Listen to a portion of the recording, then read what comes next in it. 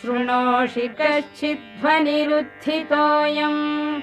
मृदङ्गभेरीपटहानकानां वेदध्वनिं शिक्षितभूसुराणां शृणोषि भद्रे कुरु सुप्रभातम्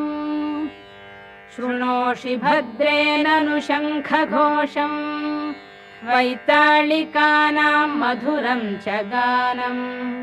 शृणोषि मातप्पिककुक्कुटानां